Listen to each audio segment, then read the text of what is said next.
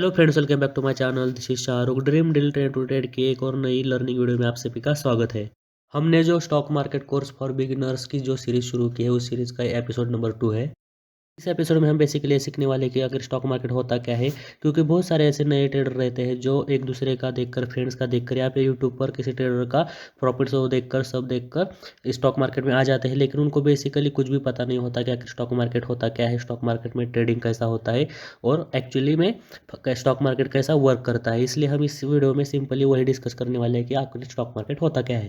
कोई भी नया ट्रेडर ये वीडियो देख रहा है, वो अभी अभी नया है मार्केट में, तो ये वीडियो बिल्कुल भी स्किप मत करना, क्योंकि ये बहुत नॉलेजेबल वीडियो रहने वाली है।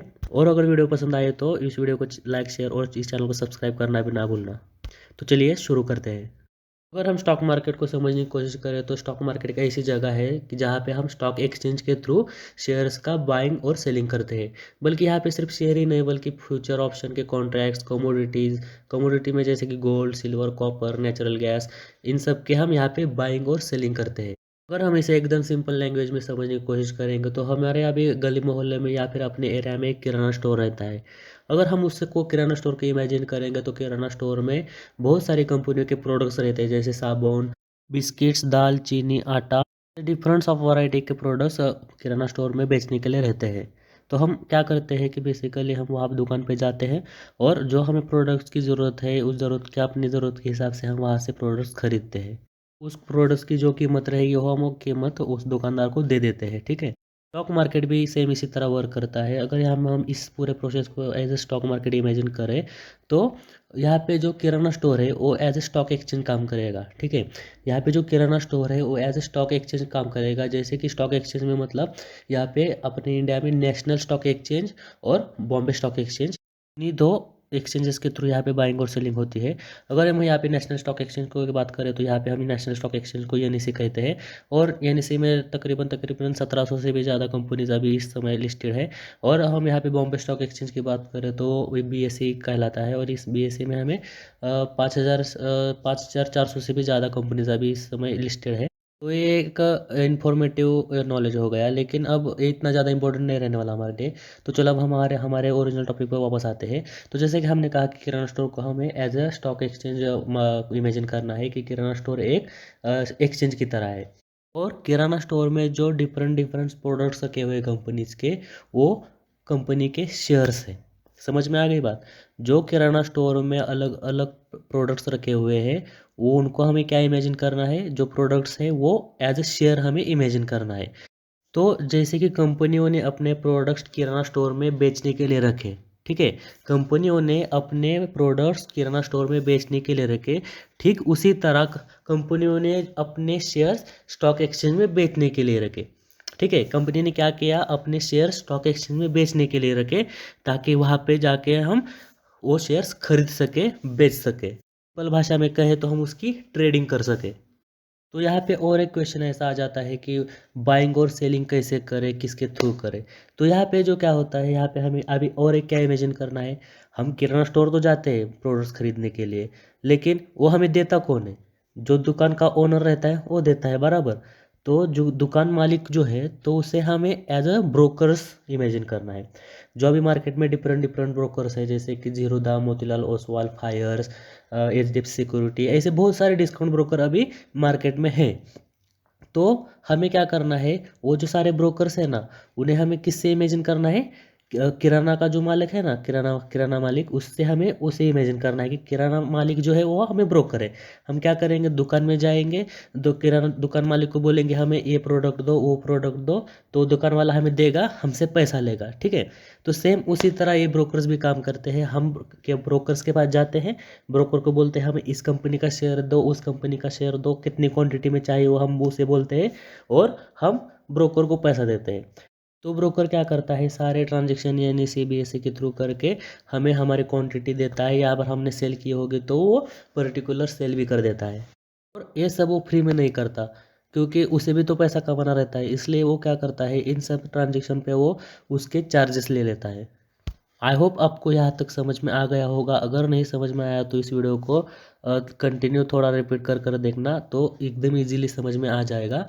तो अगर हम अब तक जो देखा उसको अगर समराइज करेंगे तो हमें ऐसा समझना है कि किराना स्टोर को हमने स्टॉक एक्सचेंज की तरह इमेजिन किया। स्टॉक एक्सचेंज में एनएसई और बीएसई ये दो एक्सचेंज है, ठीक है। और किराना स्टोर में जो प्रोडक्ट्स है उन्हें हम shares, future and option contracts and commodity से इमेजिन करने वाले हैं। और ओनर को हमने ब्रोकरेजेस की तरह इमेजिन किया, ठीक है। और अब इसके बाद में सबसे इम्पोर्टेंट क्वेश्चन ये आ जाता है कि हम जो स्टॉक बाय करते हैं होल्डिंग के लिए जो रखते हैं वो आखिर जाते कहाँ है। चाहे वो एक दिन के लिए हम बाय करें या फिर लॉन्ग पीरियड के लिए बाय करें, लेकिन आखिर वो शेयर्स जाते कहाँ है। और बाय एंड होल्ड करना सिक्योर रहेगा, क्योंकि कल को अगर ब्रोकर कहाँ पे भाग जाए या फिर ब्रोकर बंद हो जाए तो क्या करेंगे। तो इसका एकदम से सिंपल सा आंसर है हाँ, ये सेफ होता है और हमारे स्टॉक ब्रोकर के पास नहीं रहते। हाँ, पहले जब शुरुआत में जब डिजिटल सब हम ट्रांजेक्शन कर रहे थे तब उसके पास अथॉरिटी थी। जो हमारा ब्रोकर रहेगा उसके पास अथॉरिटी थी कि वो हमारे परमिशन के बगैर उस शेयर को बेच सेल कर सकता था या फिर उसका मिसयूज भी कर सकता था। लेकिन बाद में रूल्स चेंज होने के बाद में अब ब्रोकर वैसा कुछ भी नहीं कर सकता। हमारे जो सारे शेयर्स रहते हैं ना, जो अब डिजिटल तिजोरियाँ है अभी अपने इंडिया में, एनएसडीएल और सीडीएसएल ये दो डिपॉजिटरीज कंपनीज है हमारे इंडिया में, जहाँ पे अगर हम अपने शेयर्स बाय कर कर अगर होल्ड करते हैं तो वो अगर हमारे ब्रोकर के हिसाब से हमारा ब्रोकर कौन सी डिपॉजिटरी यूज़ करता है उस पर डिपेंड है ये। कुछ कुछ ब्रोकर सीडीएसएल में डिपॉजिट करते हैं और कुछ कुछ ब्रोकर एनएसडीएल में डिपॉजिट करते हैं। तो हम जब शेयर्स खरीदते हैं तो हमारे शेयर्स जो है ब्रोकर के पास नहीं रहते। ब्रोकर के सिर्फ एप्लीकेशन में या उसके सिस्टम में दिखाता है कि आपके पास इतने इतने शेयर्स है होल्डिंग के लिए या फिर जो आपके डेली ट्रांजेक्शन है उसमें। लेकिन एक्चुअली में वो जो शेयर्स है वो इन दोनों में से पर्टिकुलर जो आपका ब्रोकर जो यूज़ करता होगा उसी में आपके सारे शेयर्स वहाँ पे रहते हैं। ये अपने इंडिया के ये दो है जो डिपॉजिटरी है। तो कल को अगर ब्रोकर बंद भी हो जाए या फिर वो ब्रोकर भाग भी जाए तो हम हमारे शेयर्स एकदम सेफ रहते हैं। हमारे शेयर्स इन डिपॉजिटरी में ही रहते हैं। अगर कल को जाकर कोई ब्रोकर बंद भी हो जाए तो भी डरने की कोई बात नहीं रहती, क्योंकि हमारे शेयर्स हमारे नाम पे ही रहते हैं। तो हम उसे दूसरे ब्रोकर के अकाउंट में हम अपने रिडीम कर सकते हैं, क्योंकि एकदम सेफ है ये, ठीक है।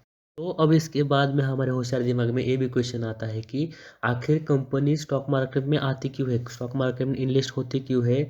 अपने शेयर्स खुद के पास रखने के बजाय वो पब्लिकली सेलिंग बाइंग के लिए क्यों उतारती है companies.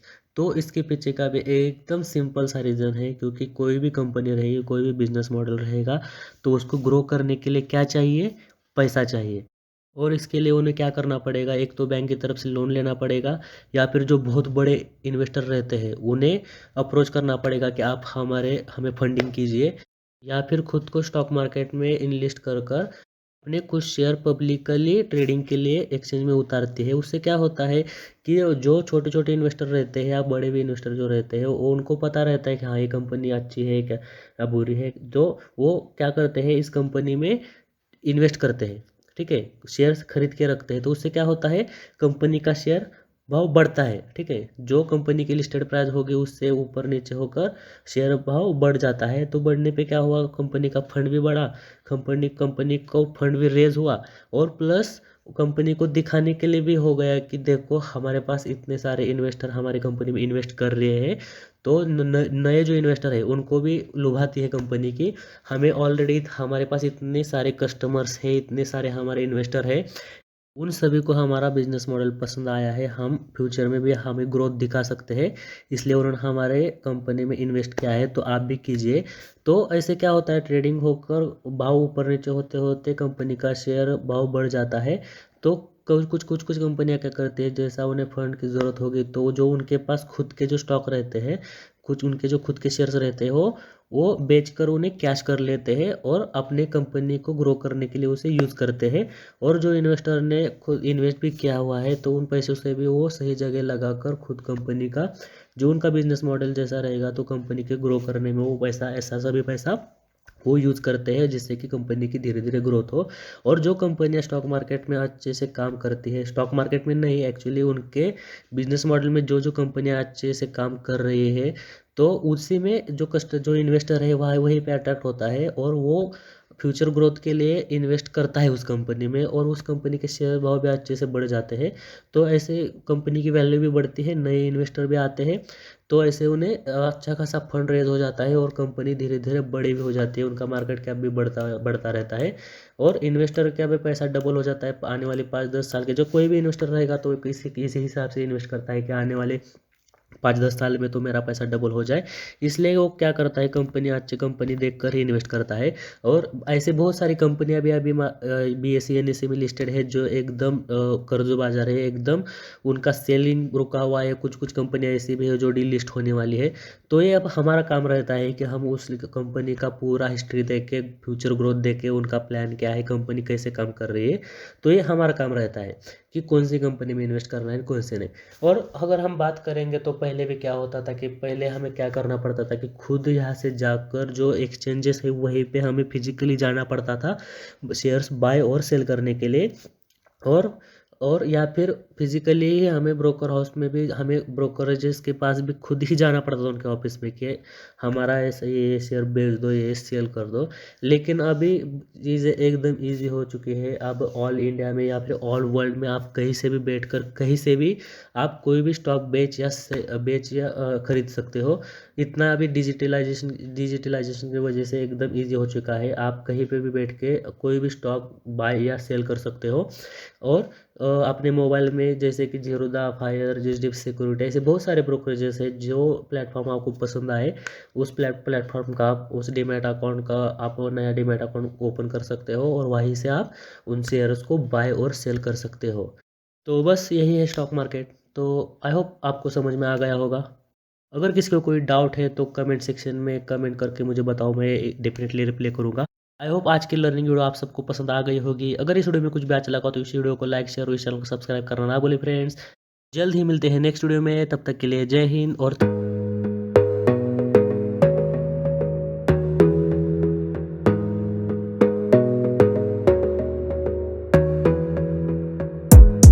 Gotta focus on yourself, on your faith, on your dreams, on your mind, on your health, yeah. You gotta work, never tell, keep your head down, find what you love and excel, yeah. Push and pull and repel any hate, go create what you want, feel compelled, yeah. And once you finally get a taste of the race, you'll never look back once you felt that.